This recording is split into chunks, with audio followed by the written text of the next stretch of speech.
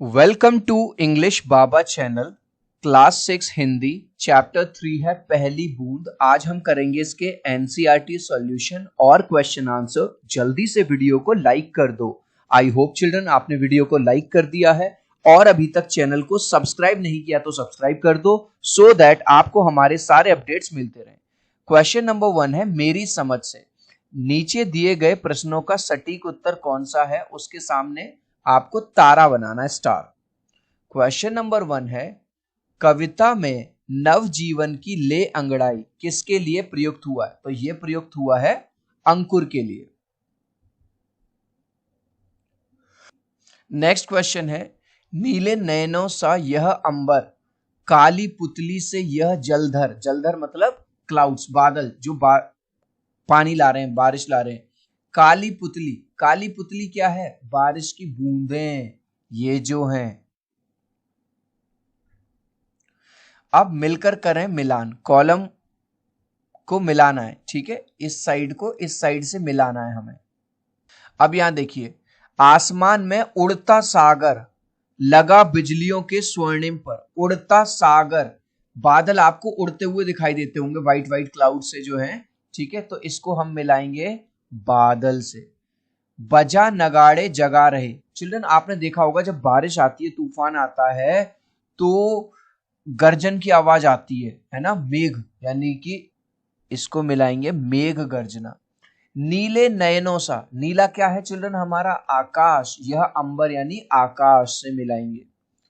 वसुंधरा सी रोमवली सी, हरी दूब कहते हैं। हरी दूब एक घास होती है। नेक्स्ट क्वेश्चन है पंक्तियों पर चर्चा करनी है आपको। कविता में से चुनकर कुछ पंक्तियां नीचे दी गई हैं, इनको ध्यान से पढ़ना है और इनका अर्थ आपको बताना है। चलिए, पहली पंक्ति आपको दी गई है, आसमान में उड़ता सागर लगा बिजलियों के स्वर्णिम पर। देख रहे हो इमेज में? देखो किस तरह से ये आसमान में जो बादल दिखाई दे रहे हैं। जान नगाड़े जगा रहे बादल धरती की तरुणाई। इसका अर्थ क्या है? कवि कहता है कि बादलों में बिजली चमक रही। चिल्ड्रन आपने देखा होगा जब आंधी तूफान आता है, बारिश आती है तो बिजली चमकने लग जाती है ना। और बादल गरज रहे हैं, बादल गरज रहे हैं। ऐसा लगता है वे जैसे वे नगाड़े बजाकर धरती को जगा रहे हैं। नगाड़े क्या होते हैं? जब फेस्टिवल वगैरह होता है, जब टीम इंडिया जीत जाती है तो हम नगाड़े बजाते हैं, ड्रम बजाते हैं। ऐसा लगता है जैसे कि वो किसको जगा रहे हैं? धरती को जगा रहे हैं कि उठो अब हम आ रहे हैं पानी लेकर। दूसरा क्वेश्चन है नीले नयनों सा यह अंबर, काली पुतली से यह जलधर। चिल्ड्रन मैं आपको बता दूं, इस चैप्टर को समझाने के लिए मैंने बीच बीच में इमेजेस का यूज किया है। आपको इमेजेस नहीं बनानी, आपको बस डायरेक्ट आंसर लिखना है अपनी नोटबुक में, ठीक है। करुणा विगलित अश्रु बहाकर धरती की चिर प्यास बुझाई। इसका उत्तर क्या लिखेंगे? नीला आकाश नीले आंखों जैसा। देख लो यहाँ पे आकाश को कैसा दिखाया है, क्योंकि आकाश नीला है तो उसकी आंखें नीली बताई गई है। और काले बादल काली पुतली जैसे। और जो काले काले बादल हैं, काले बादल मतलब जिनके अंदर पानी है, जो अब बारिश करेंगे।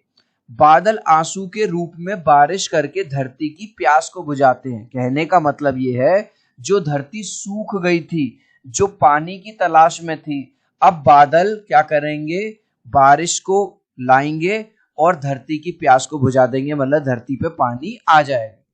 सोच विचार के लिए कविता को एक बार फिर से पढ़िए और निम्नलिखित के बारे में पता लगा के लिखना है। क्या है क्वेश्चन? बारिश की पहली बूंद से धरती का हर्ष कैसे प्रकट होता है? हर्ष मतलब खुशी। बारिश की पहली बूंद से सूखी धरती बहुत खुश हो जाती है। भाई जिस धरती को पानी नहीं मिला था इतने टाइम से, और जब उस पे पहली बूंद पड़ती है, बारिश पड़ती है, तो धरती खुश हो जाती है, उसे नया जीवन और हरियाली मिल जाती है। हरियाली का मतलब है हर जगह नए पेड़ पौधे फल फूल खिल जाते हैं। नेक्स्ट है कविता में आकाश और बादलों को किनके समान बताया गया है? नीला आकाश नीली आंखों जैसा, तो आकाश को नीली आंखों जैसा बताया गया है। और काले बादल आंखों की काली पुतली होती है, काले बादलों को आंखों की काली पुतली जैसा बताया गया है। शब्द एक अर्थ अनेक। अंकुर फूट पड़ा धरती से, नवजीवन की ले अंगड़ाई। कविता की इस पंक्ति में फूटने का अर्थ है पौधे का अंकुरन। जब नया पौधा क्या होता है, जन्म लेता है, जब नया पौधा जमीन से बाहर निकलता है उसको कहा गया है अंकुरन। फूट का प्रयोग अलग अलग अर्थों में किया जाता है, जैसे फूट डालना है मतलब लड़ाई करवाना, घड़ा फूटना, घड़ा ऊपर से गिरा और टूट गया। अब फूट शब्द का प्रयोग ऐसे वाक्यों में कीजिए जहां इसके भिन्न भिन्न अर्थ निकलते हैं। जैसे अंग्रेजों की नीति थी फूट डालो। अंग्रेज क्या करते थे कि आपस में इंडियंस को लड़वाओ और राज करो। तो अब हमें ऐसे वर्ड्स लिखने हैं फूट। तो पहला वर्ड लिखा, पौधे से नया अंकुर फूट पड़ा। इमेज देखो, एक नया पौधा निकल आया, इसका मतलब होता है निकलना। अंग्रेजों ने लोगों में फूट डाल दी। फूट का मतलब क्या होता है, लड़ाई करवा दी, अंग्रेज लड़ाई करवा दी, जैसे झगड़ा कराना। तीसरा है, बच्चे ने गुब्बारा फोड़ दिया। तो फोड़ने का मतलब है भाई उसने पिन विन चुभाई, उसमें वो फट गया, फटना।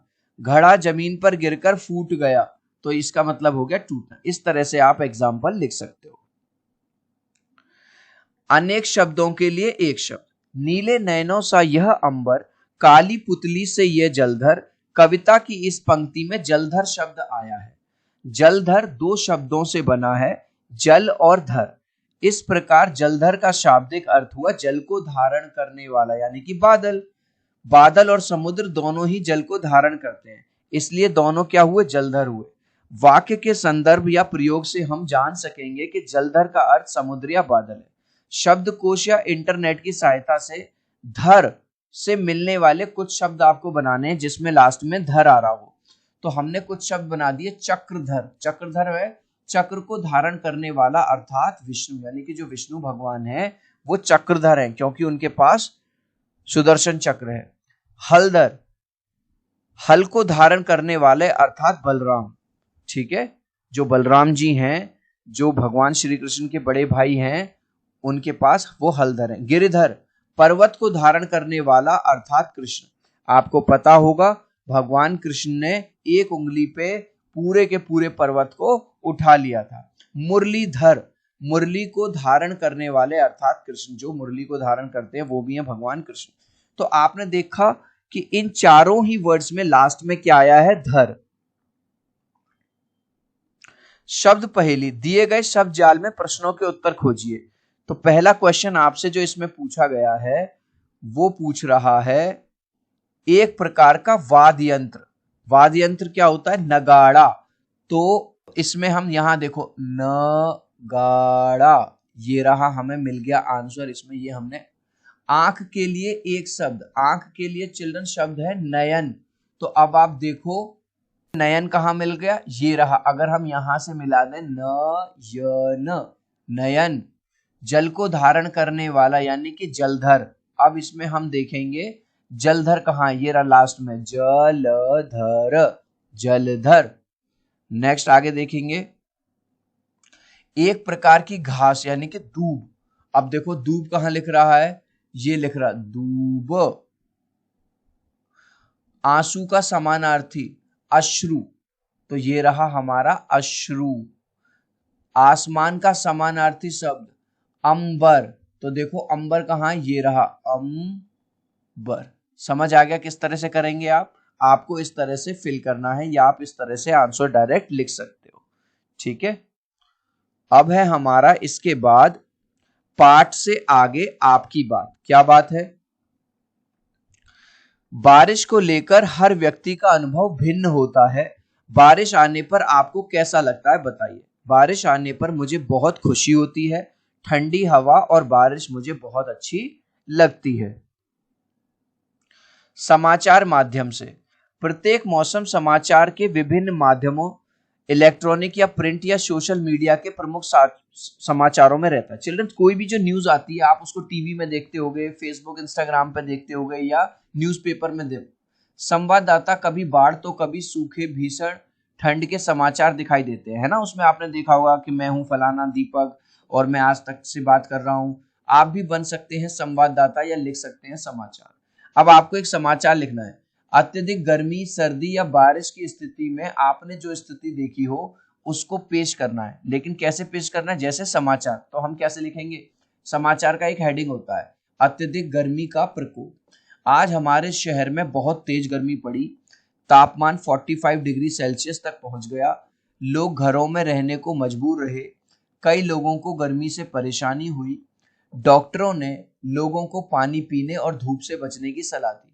अब यहाँ रिपोर्टिंग द्वारा किसने, जैसे मेरा नाम है लखन या इंग्लिश बाबा, तो मैं अपना नाम, आप यहाँ अपना नाम लिखेंगे, ठीक है, और आप यहाँ अपने शहर का नाम लिखेंगे। इस लास्ट क्वेश्चन का आंसर आप मुझे दोगे कमेंट सेक्शन में, देखूंगा कितने बच्चे राइट आंसर देंगे। इस पार्ट में कौन सी ऋतु की बात करी गई है, कौन से सीजन की, समर की, विंटर की या रेन की? आप चाहो तो अपने आंसर में कमेंट में ए, बी या सी लिख देना, मैं समझ जाऊंगा। आई होप ये वीडियो आपको बहुत अच्छा लगा होगा। प्लीज वीडियो को लाइक कर देना, चैनल को सब्सक्राइब कर देना। अब हम मिलते हैं अगले वीडियो में। Bye bye.